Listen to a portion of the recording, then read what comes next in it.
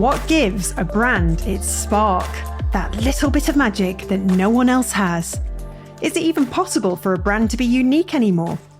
As the world becomes ever more connected, the art of branding has never been more critical or more challenging. This week, we're talking about brand strategy with G Torto, Senior Director at Koto in Sydney, Australia. G, originally from London and now a key player in the Asia-Pacific region, helps ambitious companies stand up, stand out, and scale smartly. He's a founding member of Koto's 5th studio, bringing a wealth of experience in branding for tech and software as a service businesses. In this episode, we explore how strategic thinking and creative innovation blend to create some of the most iconic brands today. From the difficulty of maintaining originality in a saturated market, to the integration of new technologies like AI in work processes, G gives us a Koto insider's view on what it takes to create lasting value in the fast-paced world of brand strategy these days.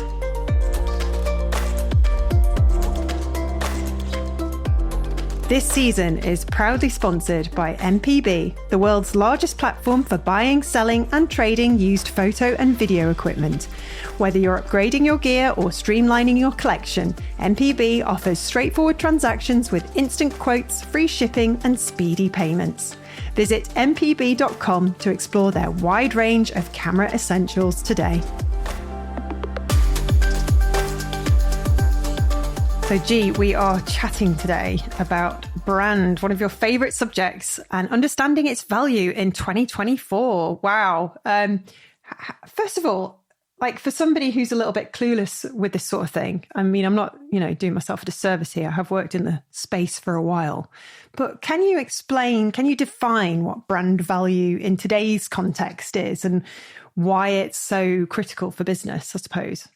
Yeah, sure. And I think it's worth adding as a bit of a caveat that there are far more smarter people than myself who can talk about brand value, the importance of brand, and something that's coming up a lot in recent times is the return on investment on a piece of brand work. When you look at your brand and you start to focus on how you might want to reposition yourself and how identity might adapt and shift. And when we talk about identity, we talk about verbal as well as visual. So by no means is whatever I'm going to say gospel or perfect. But I think as more and more businesses emerge, more and more brands come to life, be it for a short time or for a long time, effectively, the market becomes more and more saturated. We are bombarded with all of these messages, all of these offers, all of these products, all of these services. And it becomes harder and harder to be differentiated, to be distinctive, to stand out, and to say something original. And whilst the quality of the products and the service is absolutely paramount, so is your ability to execute in a very short space of time, who you are, why you're important, why anyone else should care, and how you're different.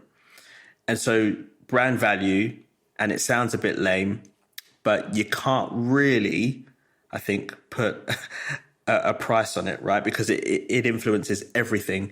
It influences your ability to stand out, as I mentioned before. It influences your ability to hire the right people. It influences your ability to really just tap into someone's psyche and be like, okay, now I need that product or now I need that solution. Who's front of mind? It touches everything. And I think still rather painstakingly, we're having the conversation and we're having to defend what brand is and define what brand is. Oh, it's just logos. Oh, it's just colors. It's just typefaces.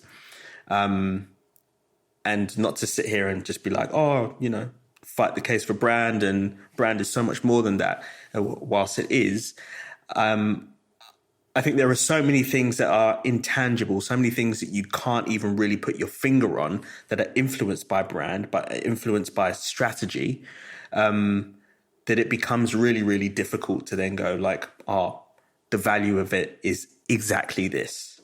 And so I think there are the tangible components, there are the intangible components, but it is a complex, muddy, murky, messy, creative, fun space to play in.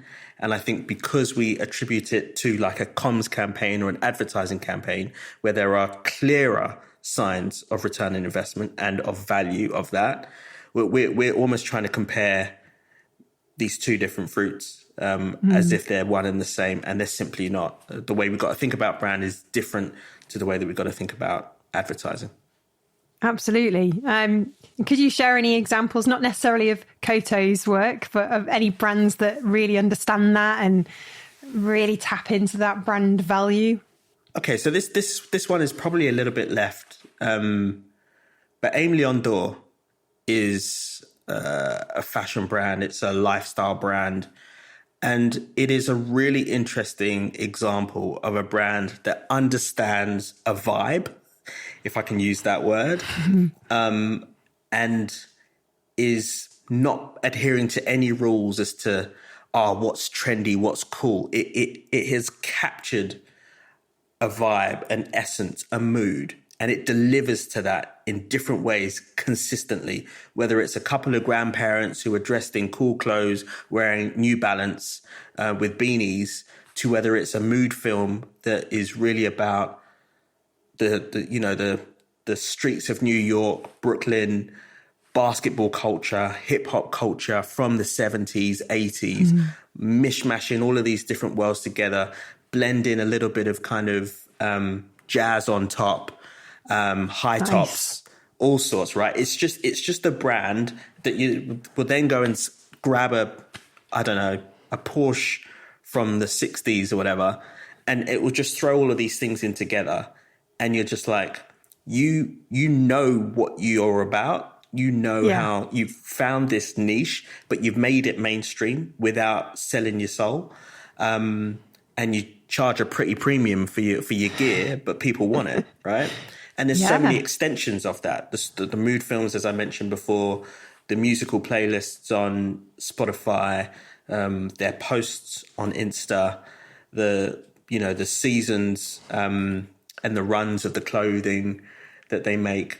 All of these things just make for a brand that understands who it is and is super confident in it, and doesn't try to be anything else. And I think when you know who you are and you know what you're about, and you're not really interested per se in what's going on over there, that's a real powerful ingredient. And that combination of consistency, but yet not being afraid to try new things, is really, really, really special. So that for me is an example of a brand that does that. And as you can probably tell, I'm a massive fan of them. Yeah, definitely. They're a great brand, and you're right. It is a powerful thing when you know what you are, because then I suppose, not that it does come easy, there's a lot of work involved, but it kind of does come easy, because if you've got that kind of, foundation, then you can build anything up from it without kind of making any mistakes. And you see it time and time again, don't you, with brands? They just sort of forget who they are, and they kind of maybe get distracted and go off on a complete tangent, and then they lose their kind of, loyal audience, their brand. And in that sense, that's where brand is, you've got to look after it. You've got to remember the core of who you are and what you stand for. Yeah, 100%. 100%. What can others learn from that then? Good question. I think we often look at case studies to go, what's the secret sauce? And then can I Control-C, Control-V it and apply it to myself? And that often doesn't work, because brands, the businesses, the product, the service, in their own ways, they're quite unique, right? You can have a telco, for example, that ultimately connects people through its plans and its devices. One will be the leader, one will be second. And that's a fundamental difference, right? So I think what you can learn from it is, in effect, what we said before, which is really, really understand and define who you are. Understand, be aware of the competition, be aware of others, but understand who you are and understand the world around you. And I think there is not to kind of go off on a tangent, but we've seen recently these two devices that are trying to change the way in which we interact with a device and with AI, right? Yeah. One's a little pin, and one's a little kind of rabbit device, I think it is, and both quite different, right? And then you're seeing other things like the Vision Pro and so on and so forth. Anyway, without digressing too much, if you fully understand the world that we live in and what people are doing and how people behave, you'll very quickly come to a realization that right now people perhaps aren't ready for it. And people are so attached to their mobile phones, right? So the product that you're building has to be superior to the thing that you're trying to replace. Sure. And the role of brand is to communicate the new value of this new way, right? So it's got to be compelling. It's got to be convenient. It's got to be easy. It's got to be an element of magic to it, right?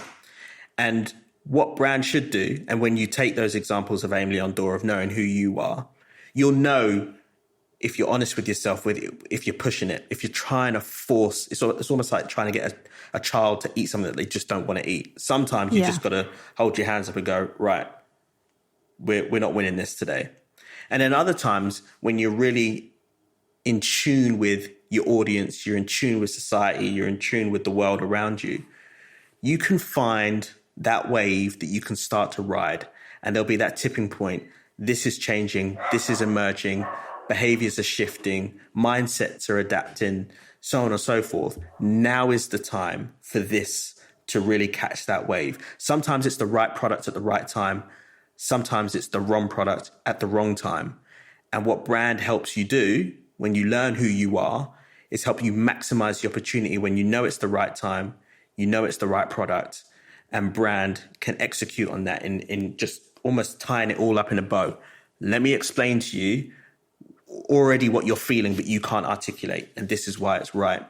And so I think, going back to that main point, like knowing who you are in the context of the world around you, that intuition is really, really key. And I think a lot of instances, brands just lose sight because they're in the weeds of what they're trying to make and what they're trying to achieve. They lose sight of the world around them and they feel out of place. Yeah, and I bet sometimes it becomes pretty obvious pretty quickly, those brands that are almost too focused on what the competition's doing. We want to do what they're doing. Can we do what they're doing? You know, and it's kind of having that subtle, gentle conversation, getting them back to, but you know, if you do that, you're kind of always going to be chasing what they're doing. That they'll be on to the next thing whilst you're trying to do that thing that they did last month. You know, you've got to like focus on what makes you unique and what makes you special and build on that, and you'll bear many, many fruits.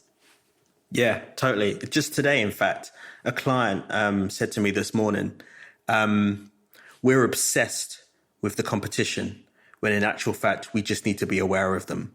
And I think that was such a really profound statement, right? Like there is a fine balance between being obsessed with what someone else is doing versus just being aware. If you're aware, then you're conscious of it. It's like, okay, cool. You're running your race. Good for you.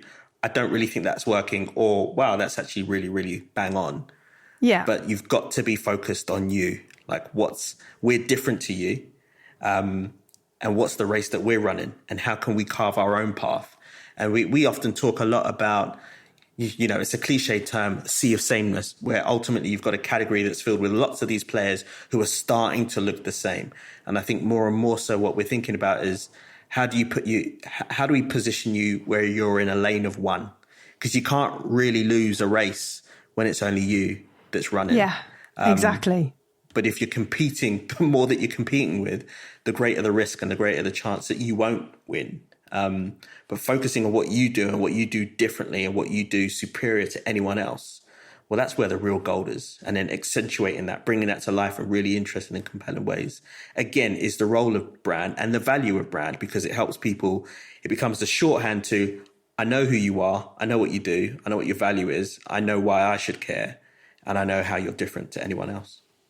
And it's now more important than ever, I suppose, your clients and brands elsewhere will be feeling the pinch of the current economic climate around the world, brand value being, one of the things that they must kind of prioritize. But with budgets being tight, I presume, is it something that sometimes gets set by the wayside? Or people think, oh, we'll deal with that next year when things are better? Or do people appreciate the value in brand? A mixed bag, I think. I think the businesses that do well and thrive in times like this tend to not put the different departments of their business in separate boxes, right? So, you might go, right, times are really difficult. Let's slash budgets here, but let's keep things tight here. And I understand the economics of that. I'm not going to be naive. I totally understand the kind of the mechanics of running a business and trying to see where you can make savings and cut costs in a bid to survive and prolong that kind of road of growth and progression and just staying alive.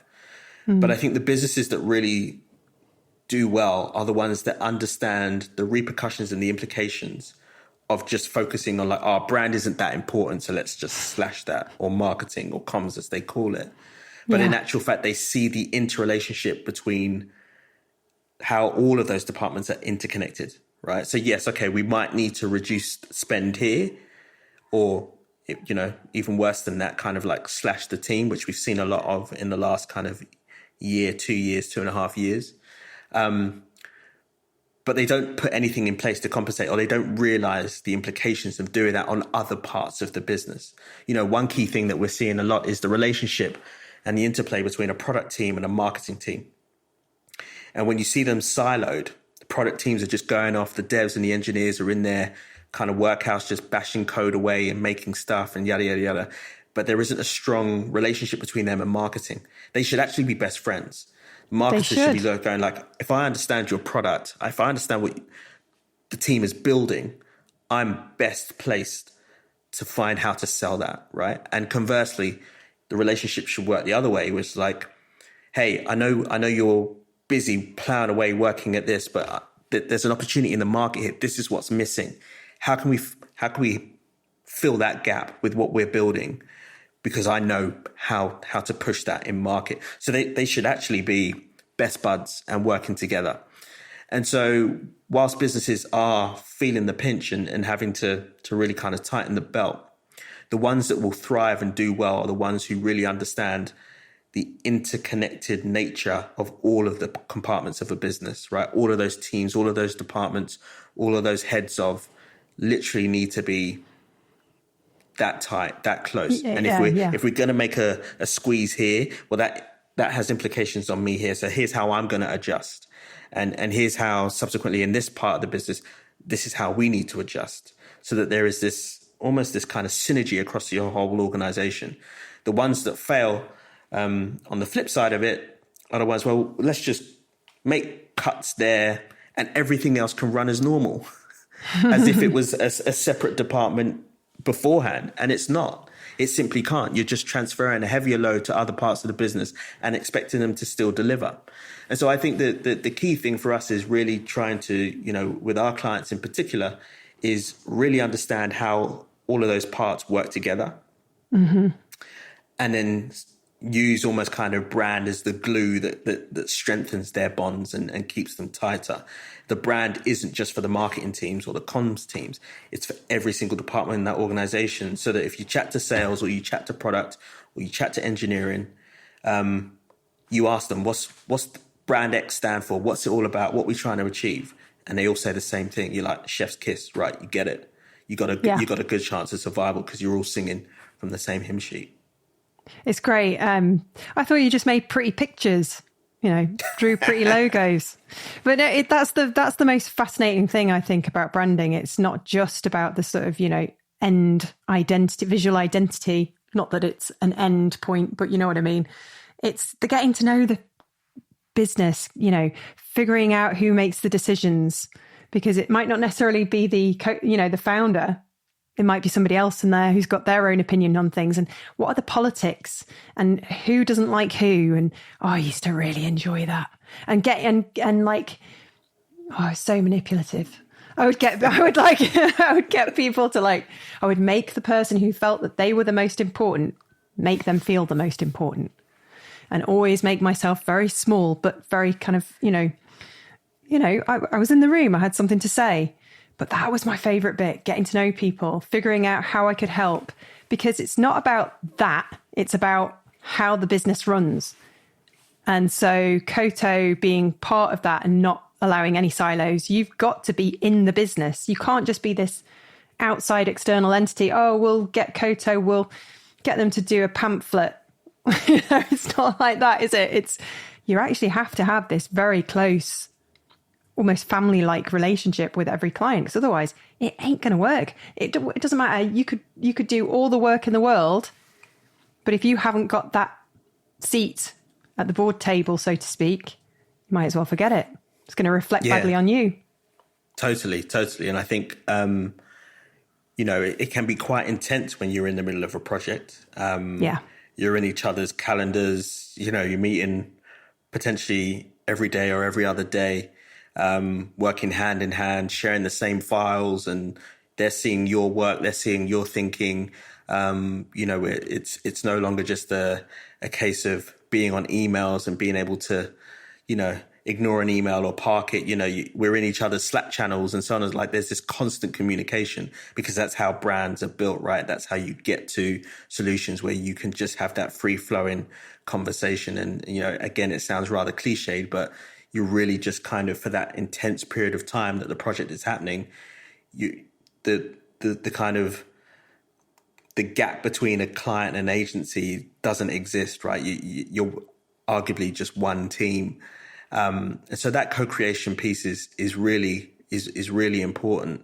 But you've got to.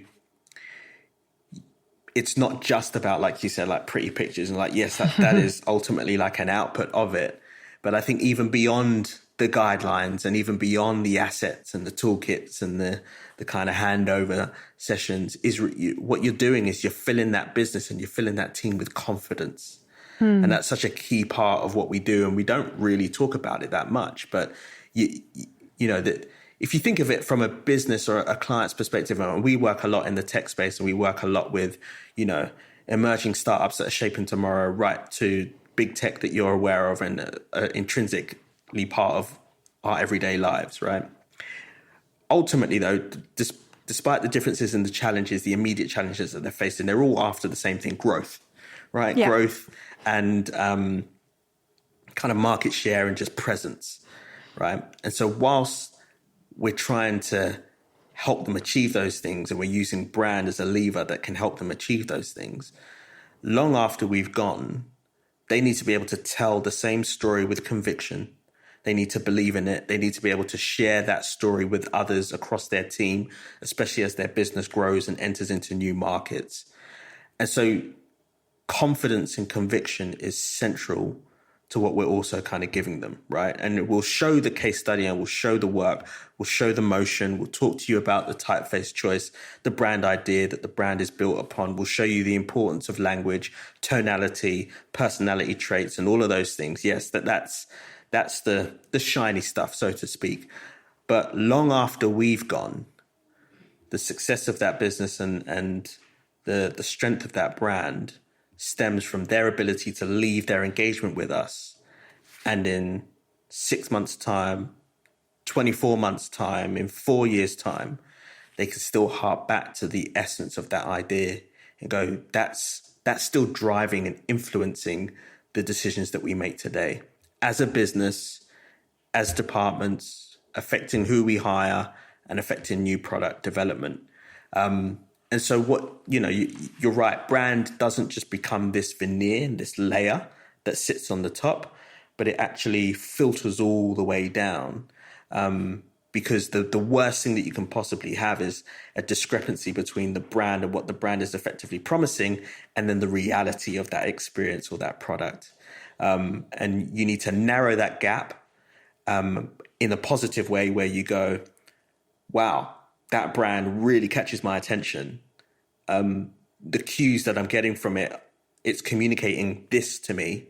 And then you go and use it, and then it's like the experience matches the promise. So then you become sticky and you love it. And when there's a gap between that reality gap, then you drop it and you move on to the next. And you try and find, because there are so many that are vying for our attention, for our share of wallet, and our eyeballs. So yeah, it's more than just conversing with the marketing team. It's really understanding business and growth and the journey that these companies are on.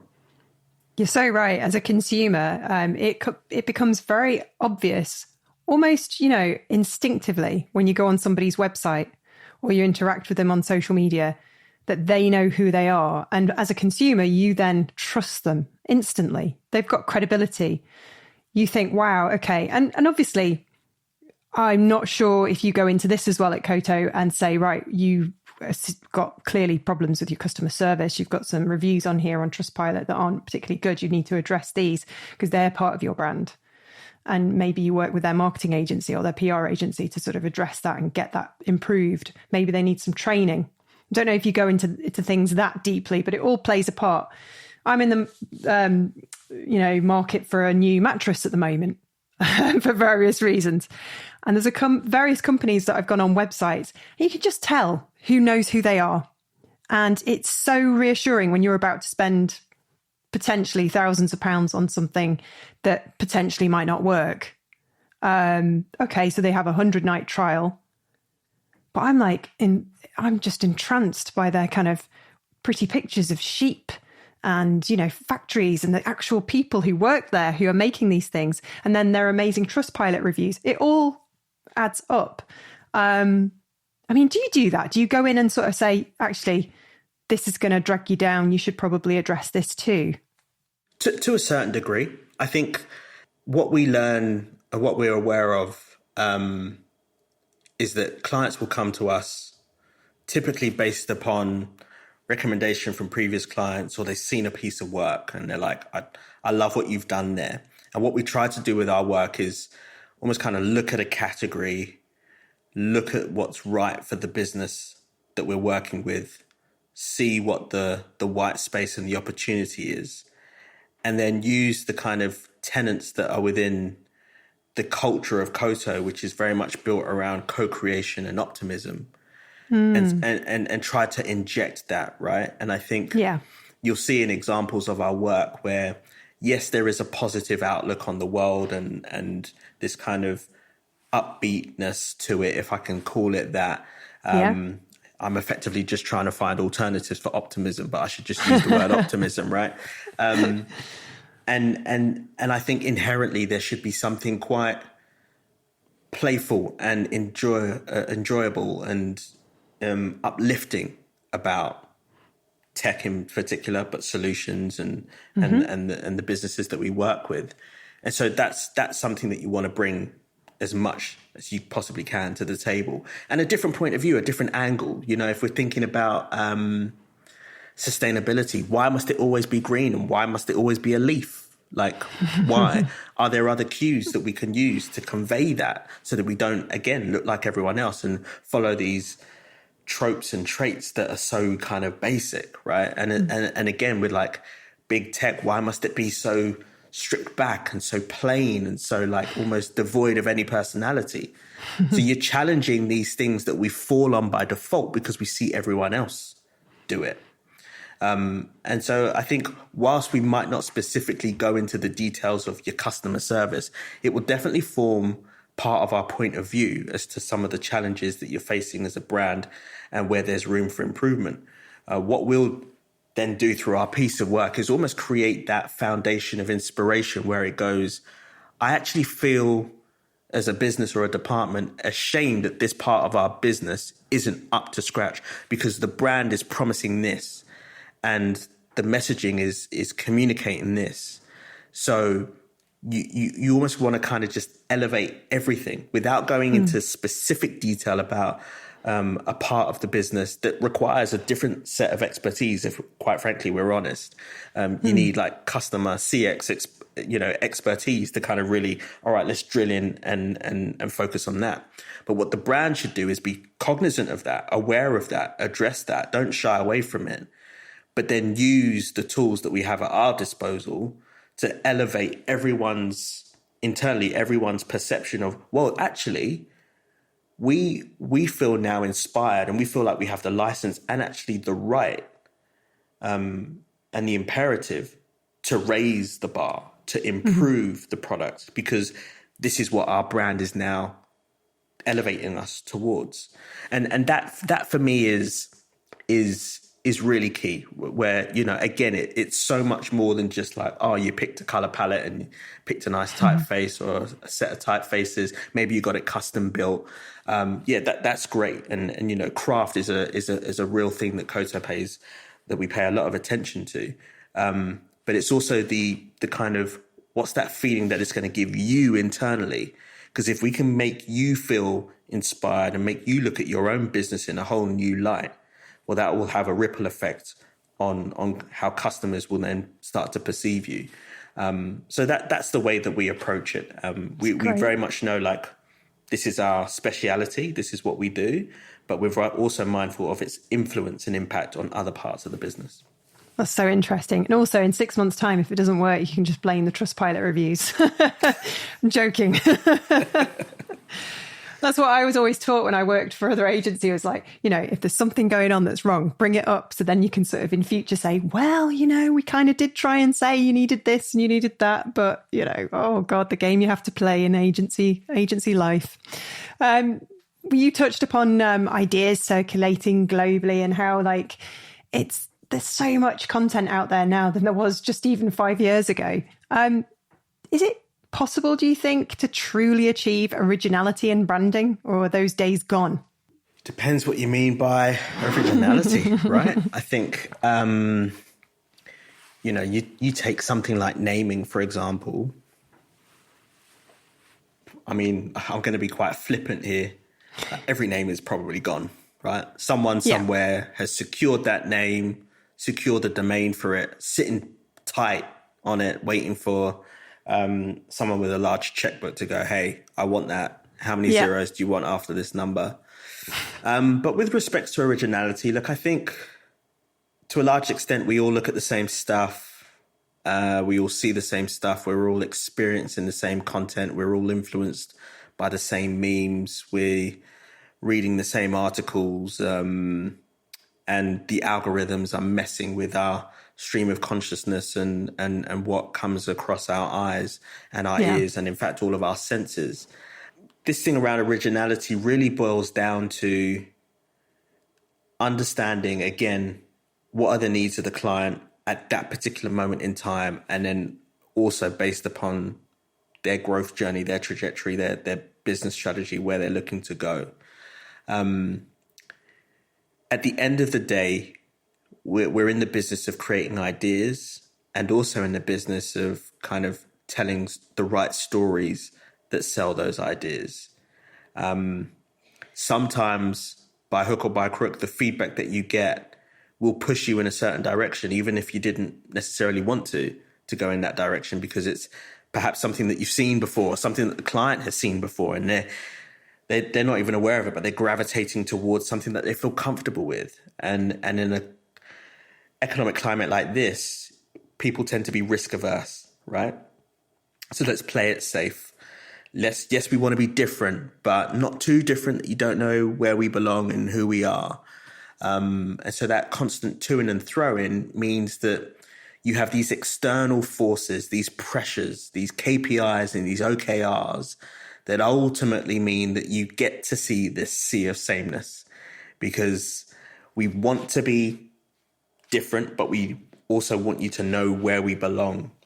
And so it becomes really difficult for originality to come to the fore, because the clients that come to you and say, look, go wild, go crazy, do not your worst, do your best. Just like, they're few and far between, if at all, right? Because they're focused on their goal of survival, customer acquisition, and growth.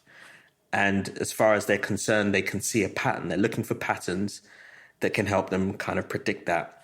So that's a long way of saying it's really, really challenging to be original.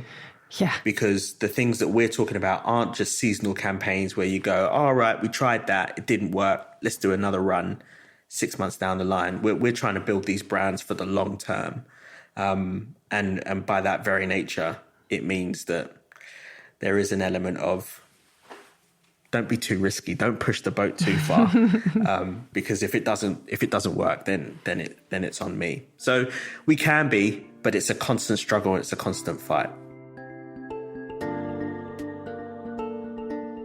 This podcast is brought to you by MPB, the largest global platform to buy, sell and trade used photo and video kit. Each week, we'll be chatting with photographer and MPB ambassador Ian to take a closer look at different bits of kit available. What have you got for us this week, Ian? So this week we have a really tricky topic. It's sensor sizes and focal lengths demystified. So the first thing I want to say is don't worry if you don't understand exactly what I'm going to say. The whole point is that it just gets you thinking about this if you do make a new purchase. So we'll go into it. So we all recognize roughly what 24 mil, 35 mil, and 85 mil means when we talk about lenses. However, with the growing popularity of different sensor sizes, it's important to understand what this means to your specific camera. So those numbers for focal length are always in relation to a full frame camera. And the way that we number these has remained pretty much unchanged since the film days. So, for example, Fujifilm, who primarily make a crop sensor camera, if they make a lens for the popular X range at 35 mil, it's actually closer to a 50 mil field of view because their sensors are smaller, 1.5 times smaller to be exact, than a full frame camera like a Canon 5D, for example. Equally, Olympus might brand one of their 25 mil lenses as 25 mil, but when you use it, it will appear closer to a 50 mil as the sensor is twice as small of a full frame camera. So, for example, if you have a larger than full frame camera like a medium format Hasselblad, a 50 mil for them will be closer to a 35 mil as the sensor is larger. So it's almost like you multiply when the sensor is smaller and you divide when the sensor is larger. So when buying into a new system and choosing your lens, just check what the conversion is so you're not disappointed when your wide-angle lens isn't actually as wide as you may have expected. That is so helpful, and it's definitely going to stop many of us making an expensive mistake. Thank you so much, Ian. If you want to find out more, go to our show notes where there's a bit more information available. And you can also go to mpb.com to start browsing available video and photo kit today.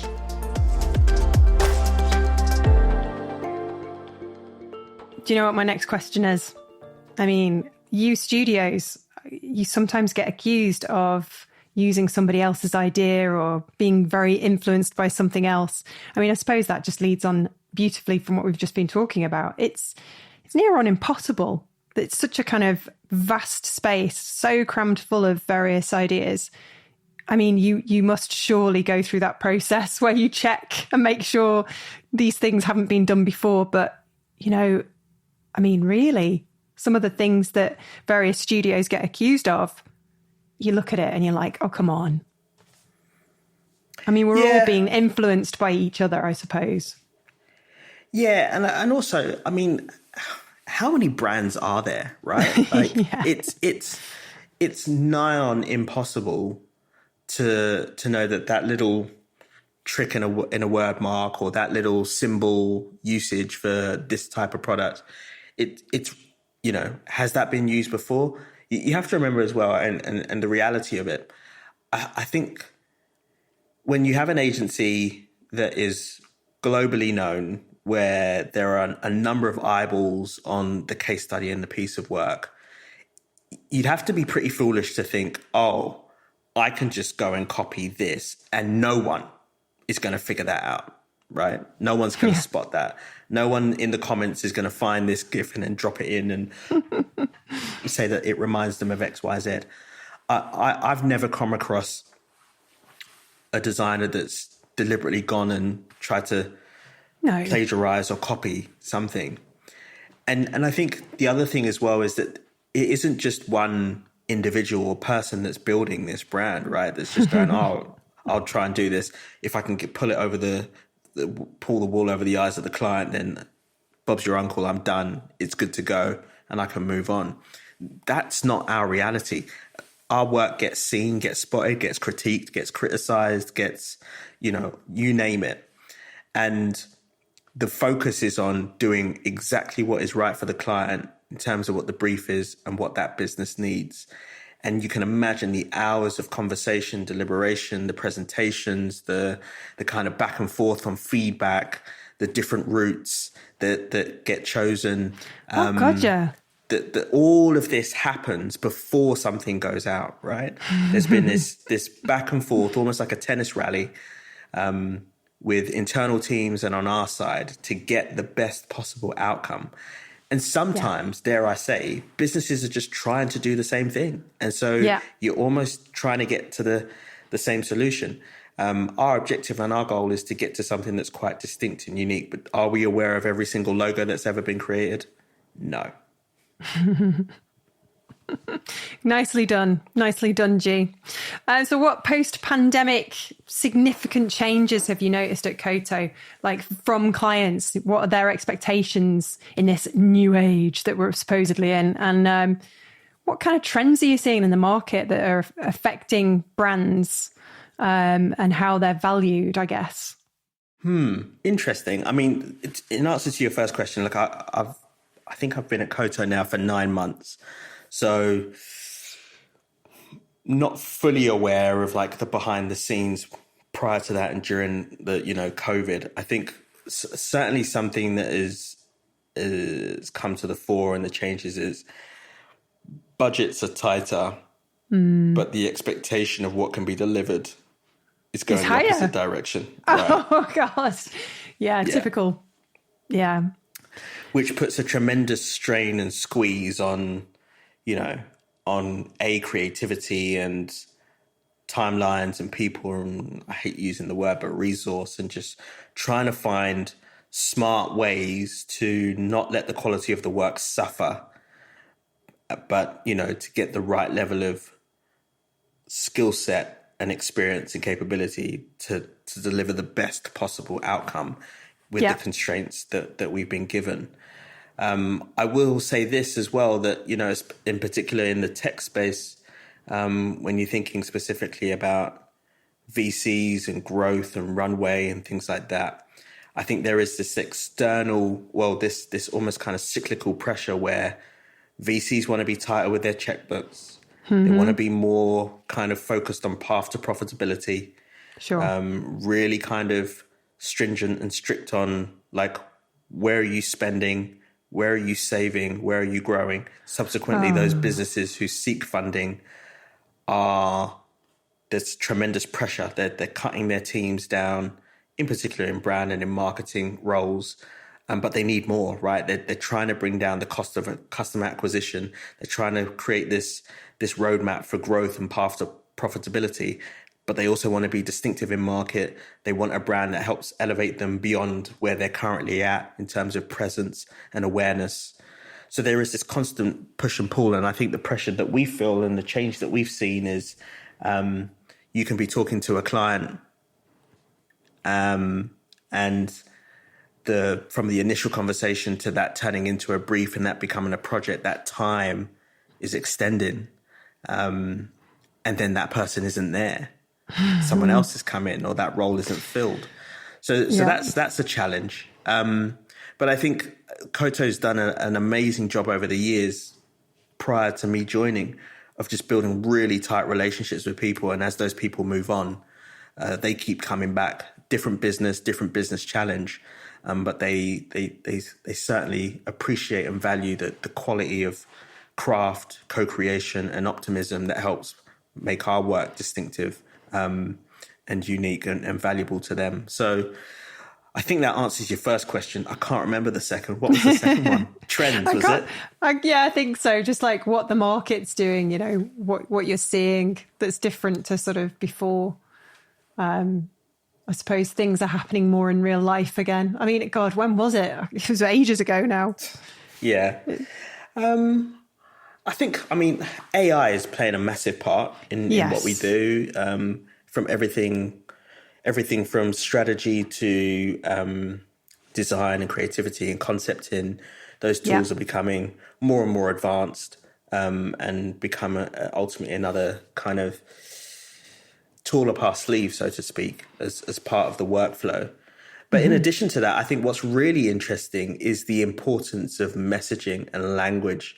I think that's been probably not, I wouldn't say COVID per se and the pandemic was a catalyst for that, but something that I've certainly seen over the last year and a half, 2 years, perhaps, is a real focus and emphasis on language and the role of verbal identity. And, you know, a really good friend of mine and a former colleague of mine, Zosha, has done a piece on just the importance of copy and language.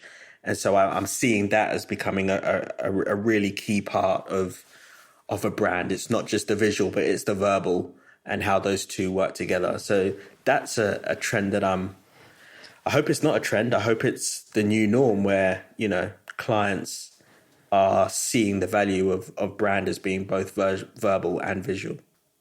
Yeah, and written, you know, us copywriters or, you know, writers finally getting our, you know, day. That's right. I'm still waiting for strategists to get their day. Well, but there you go. Yeah, true. Yes, you do have a heart, which is insane because what you do is superior to what I would do if I was sort of still working in marketing. Because strategy is everything. It's the foundation of anything that will end up working, really, isn't it? If you haven't got strategy, you might as well forget all the rest that follows. But yeah, I mean, AI is an interesting one. I was going to ask you about that and see how Koto was adopting it. I think we're all just playing with them at the moment, aren't we? And seeing how we can sort of make our lives more efficient. It's not necessarily you're creating the final work using these things, but they're certainly making us more efficient at our jobs, coming up with ideas, brainstorming, I presume, all behind the scenes. Yeah, and I think AI is a really interesting space. You know, we're having a series of really solid, informative. I don't want to use the word robust. Like, what's a robust conversation? But like really in-depth and considered conversations around the use of AI. What are the right tools? What are the risks? You know, a lot of the briefs that we get are, well, every brief is confidential, but these are, you know, highly confidential. And so you can't just be dropping any old words and any old phrases and prompts into a system where we're not really conscious and fully aware of where that data is going and who's got access to it, right? You can't say brand X, help me conjure up ideas for brand X that's developing an XYZ for the ABC. Like, you can't do that. And subsequently the same around, you know, being very transparent and clear with our clients as to how something was created and generated, and subsequently who has access to it, who has the rights to it. So I think the you know, at a very basic level, it's expanded our toolkit tremendously.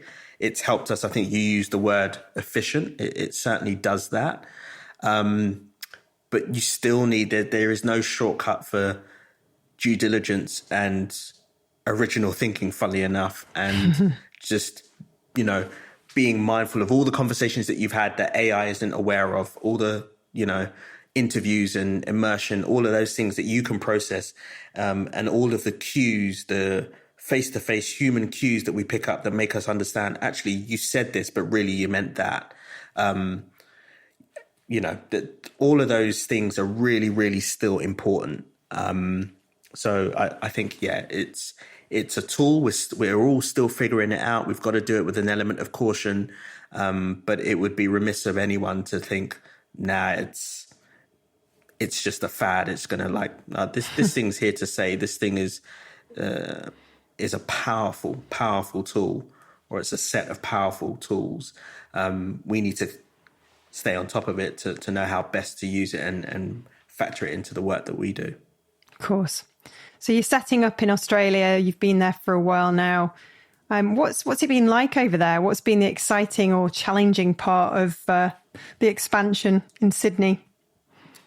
Yeah, look, I left an agency that, I think in the Sydney studio we had 50, maybe 60 plus, and then I've left that to go effectively to a startup, which is brings with it a whole different set of challenges, right? And I think it's this interesting balance of Koto being known globally for its reputation and its presence in London, LA, New York, and Berlin. Pressure.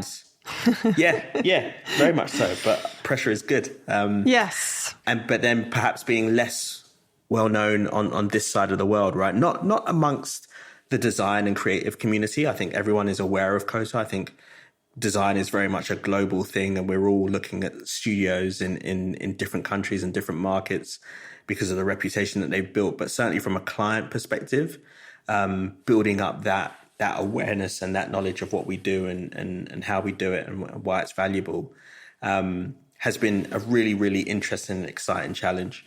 I think, we've had the support of the older studios. I think Arthur, from New York pretty well. Yes, all very, very helpful, sharing their journeys with us, their tips. But I think, whilst you can learn from the other studios and very much immersing ourselves in the Koto culture, we're also aware that this region and this market is different to the others. There is a certain nuance, even from a cultural perspective, understanding, Singapore is different to China. China's different to Taiwan, the Philippines. This is our playground, so to speak. And, it's been really, really exciting. I mean, we've got some exciting projects going on at the minute. So balancing, banging the drum of awareness to delivering projects, to winning and pitching on projects. It's definitely a roll up your sleeves, get stuck in, and build this thing, which is super exciting. I'm enjoying it so far. You look like you are. I'm jealous. And you've got such an amazing region to play in. It's like Asia Pacific, dream come true. And so many different markets, so much to learn. You're never going to be bored. You're never going to be looking at that clock. And how's looking at the clock. Always looking at the clock. just to see what time zone everyone's in. That's of course, yeah. Have you got those classic clocks all across the wall? On our laptops and on our phones, constantly checking. Yeah. I'd do it in the office. I'd have actual old analog clocks all across the wall. I'd love it. Really old school. Brilliant. Yeah. We used to do that in the newsrooms, because you always had to know where it was, what time it was in every part of the world. Yeah. Very cool. Yeah. How does it differ then, Sydney from London? Like, what are the kind of things that have really stood out? Because you're a London lad, you grew up there. Yeah. You mean from a work perspective or just culturally? Anything, yeah. Culturally would be interesting because I've got family in Australia and I've, never really asked the question really. I don't think they've had the comparison like you have. Yeah. I've been in Sydney now for 7 years, so it very much feels like home. I think, I was back in London last year and the year before that. And I will say this, like I get asked often, like, oh, do you miss London? Like, you're so far away and so on and so forth. And I will say this, like, I mean, London's my home. It's arguably all I've ever known. But there is a pace to London. I don't know whether I'm just getting old that I can't keep up with. I can't. You're not alone. I went back last year and I was just like, it's noisy, it's busy. You got to be constantly aware of your surroundings. There's a fast pace to it. There's the traffic, the hustle and bustle. I know this sounds really, really lame, but it's just there is a frenetic pace to London, and I think when you're there, you become accustomed to it. It's your reality. It's what you know. When you step away from it, as long as like I have, like 7 years. I can see the benefits of just being a little bit slower, just a little bit calmer, a little bit more chill. Yeah. I'm still a city boy at heart, but you almost kind of need that fresh air, that blue sky, that the real kind of distinction between inner city life and then just being able on a weekend or even early in the morning just to be like, okay, I'm going to kind of like ease into it as opposed to fighting tooth and nail for that square inch on the Northern Line, you know, and then all sorts of smells and so on and so forth. So, I think there's definitely a cultural difference. There is a relaxed nature certainly to Sydney, and certain parts of Sydney, the eastern suburbs in particular. But there is a diversity and a richness. I know, again, that sounds rather cliched, that is lacking here, that is so prevalent in London. And that's probably the thing that I miss the most, which is just, it is a melting pot of just like everything and anything and all of the things and nothing that you would expect, all within the same high street, versus to here, you can go to pockets, you go, I know where I'm at, I know what I'm getting, and it's probably been like this for a little while. But nowhere is perfect, and for now, it works for me. Yeah, it's a magical place, Sydney. I really love it. It is very different to London and Manchester, of course. And you're right, it's got this sort of chilled vibe. People sort of don't prioritize work there. I got the impression like lifestyle is very important, family, friends. And I love that you have outdoor barbecues and everybody just like comes along and cooks and then they clean up and they leave it in the state they found it, which is a good state. And you just have this outdoor lifestyle. Do you enjoy the walk on a regular basis from, I don't know where it starts, but you can park up in a car park and then you do this coastal walk and you go past that famous outdoor pool on the coast and you come around to... Bondi. Yes. And then have some lunch in one of the cafes. I'd give anything to be back there now. The blue sky is always insanely, just so, like the skies over there compared to here are just intense, just beautiful. Yeah, no, it is beautiful, and I think like almost to the point now where, like I said before, I've been here 7 years, and I kind of take it a bit for granted. Take it for granted, yeah. Yeah. I mean, there was. I think we should swap in that case. You should come to Cheshire and enjoy the grey skies, and I'll just work at Koto and go in and strategize and do my best. Yeah, well, I mean, I'll tell you this little kind of anecdotal story. There was a period when we moved here, we moved in with my in-laws, and they had a place in a part of Sydney called Double Bay. They call it Double Bay, Double Pay, and where the studio was in the CBD. They call it the CBD, Central Business District, like Circular Quay, and it was funny because I would get the ferry from Double Bay. It was probably only about 15 minutes into the CBD, and I would go past the Sydney Opera House, and probably stretching back about a year or two, about a year, we were back with my in-laws as we were in between houses, and I was getting on the ferry again back to the studio, and I wasn't even looking at the Sydney Opera House or the Harbour Bridge. I was just on my phone just reading. And it kind of struck me a couple of times. It's like, I'm so used to this now that it doesn't even kind of strike me like the beauty of the Sydney Opera House and being on the water, catching a ferry into work. That's just the norm. And then it was, that memory of chasing down the train on the Northern Line and trying to get your spot on the train and then being squashed. And what a contrast, what a difference it is. And let's be clear, that's not the reality for everyone in Sydney. Not everyone is catching ferries, but there is that capability, that capacity, that is a reality here for some. And you just kind of get used to it. So yeah, it's very, very privileged to be here. Really enjoy it here. It has its downsides, but you can't forget the plus sides as well. I guarantee if anyone's listening to this on their way to work in London on the tube, what do you call it? The tube. The underground, the tube, the Northern Line in particular, which is probably the worst. They're looking at jobs in Sydney as we speak. Are there any openings at Koto? Let's get out of here. It sucks. We've had the worst wet winter ever. I'm not doing this anymore. Let's go and live somewhere warm and wonderful and beautiful where people are laid back and the food's great. Yeah, honestly, come and do I'm it. Jealous. Come and do it. It's good. It's great.